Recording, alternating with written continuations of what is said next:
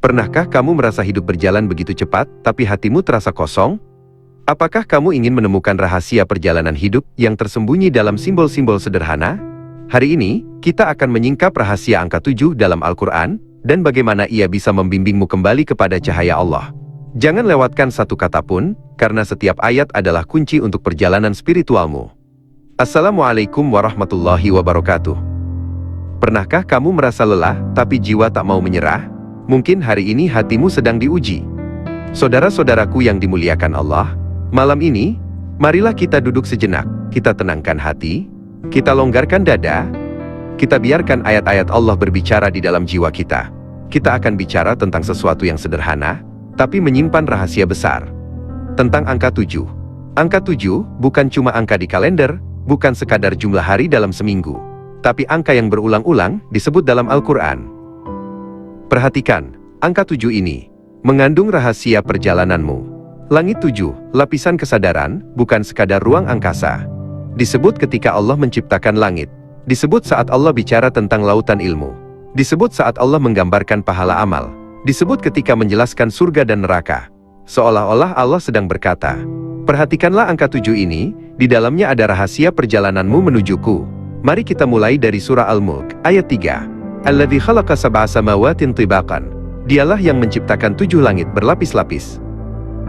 Kita bedah perlahan, resapi setiap kata. Kalimatnya singkat, tapi dalamnya tak bertepi. Kita bedah pelan-pelan. Khalaqa. Allah menciptakan dari tiada menjadi ada.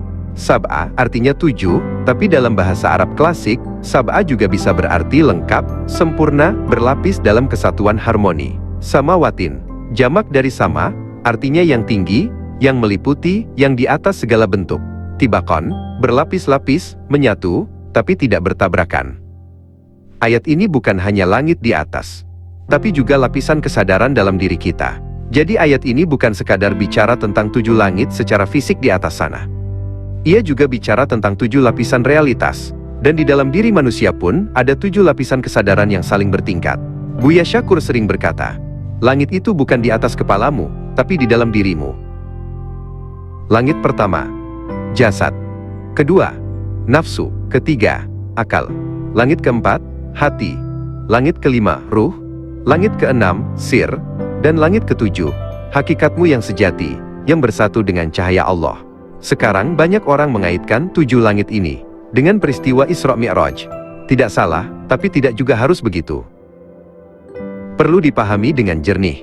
Ayat ini bukan ayat Isra Mi'raj. Ayat Al-Mulk ini berbicara tentang ciptaan, bukan perjalanan. Jadi kalau kita menyamakan begitu saja, langit 7 dengan 7 lapisan Mi'raj, itu bukan berarti salah.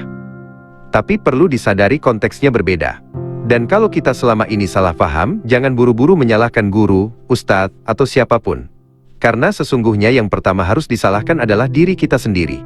Diri yang malas membaca lebih dalam, diri yang cepat puas dengan pemahaman dangkal, diri yang hanya menghafal tapi tak mau menyelam ke makna.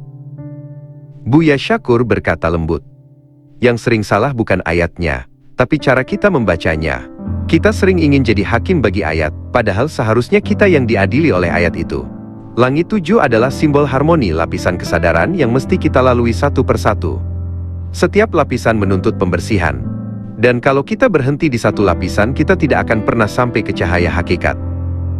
Sekarang kita beralih ke 7 lautan. 7 lautan, ilmu yang tak terbatas. Allah berfirman dalam surah Luqman ayat 27. Walau annama fil ardi min syajaratin aqlamun wal bahru yamudduhu min ba'dihi sab'atu abhurin. Seandainya semua pohon di bumi menjadi pena, dan laut menjadi tinta yang ditambah 7 lautan lagi, niscaya tidak akan habis kalimat Allah. 7 di sini simbol ilmu yang melimpah. Ayat ini menegaskan kita bahwa ilmu Allah tak terhitung, tak terbatas, tak bertepi. Kalau semua pepohonan dijadikan pena, dan seluruh lautan dijadikan tinta, lalu ditambah lagi 7 lautan di belakangnya, tetap tidak akan cukup menulis kalimat Allah. Kalau kamu merasakan hal yang sama, tulislah di komentar.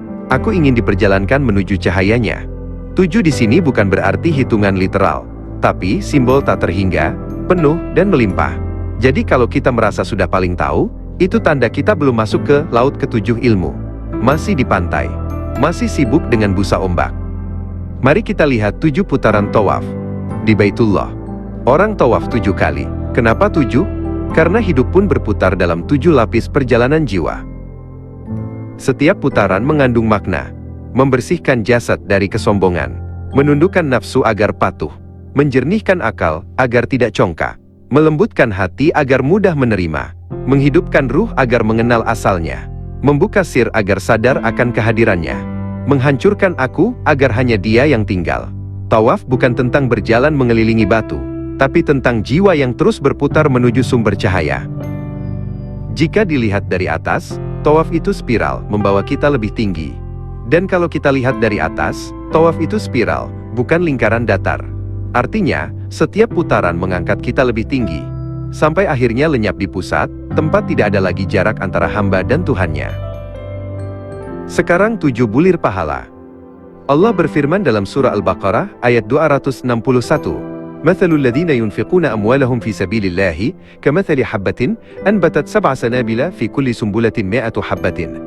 Perumpamaan orang yang menafkahkan hartanya di jalan Allah, seperti sebutir benih yang menumbuhkan 7 bulir, pada tiap bulir 100 biji. Perhatikan hati saat memberi. Sedekah bukan sekadar memberi uang. Sedekah adalah menanam energi kebaikan yang tumbuh jadi 7 kali lipat, 70, bahkan 700 kali lipat. Tapi hanya kalau hati kita ikhlas. Kalau kita memberi karena ingin terlihat, maka benih itu kering sebelum tumbuh. Kalau kita memberi sambil menghina, maka tanah amalnya retak. Dan kalau kita memberi tapi masih menghitung-hitung, berarti kita belum memahami bahwa yang menumbuhkan bukan kita, tapi Allah. 7 gerbang neraka dan 7 tingkatan surga. Dalam surah Al-Hijr ayat 44, Allah berfirman, "Laha sab'atu abwabin." Neraka itu mempunyai 7 pintu. Dan dalam riwayat disebutkan, surga pun memiliki 7 tingkatan. Maka angka 7 menjadi cermin 2 arah. Ke bawah, 7 jalan kebinasaan, ke atas, 7 jalan keselamatan. Kehidupan ini ibarat kita berdiri di tangga tengah. Setiap keputusan, setiap perbuatan, menentukan kita naik ke surga, atau turun ke neraka. Kalau hari ini kita berbuat zalim, kita turun 1 tangga. Kalau kita memaafkan, kita naik 1 tangga. Kalau kita sombong, kita menuruni jurang. Kalau kita ikhlas, kita mendaki ke cahaya. Allah tidak pernah menzalimimu. Kitalah yang sering menzalim diri sendiri dengan pilihan yang kita buat. Siklus 7 hari kehidupan. Allah jadikan dunia ini berputar dalam 7 hari. Senin, Selasa, Rabu, Kamis, Jumat, Sabtu, Ahad. Setiap hari punya makna ruhani. Senin, lahir dan memulai. Selasa, bergerak dan berjuang. Rabu, belajar dan diuji. Kamis, menata dan mendekat. Jumat, bersyukur dan kembali. Sabtu, merenung. Ahad, kembali kepada Yang Esa. Siklus 7 ini bukan pengulangan, tapi pendakian.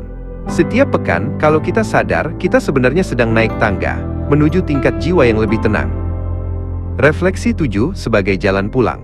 Kalau kita kumpulkan semua, 7 langit, struktur kesadaran, 7 lautan, keluasan ilmu, 7 putaran tawaf, perjalanan ruhani, 7 bulir, hukum pertumbuhan amal, 7 gerbang, pilihan nasib manusia, 7 hari, siklus kehidupan, semuanya bermuara pada satu hal, kesempurnaan. Karena 7 adalah angka kesempurnaan ciptaan. Setelah 7, yang ada adalah kembali ke 1, yakni Allah yang Maha Esa. Introspeksi dan kesadaran diri. Saudara-saudaraku yang dimuliakan Allah, jangan buru-buru menyalahkan siapapun.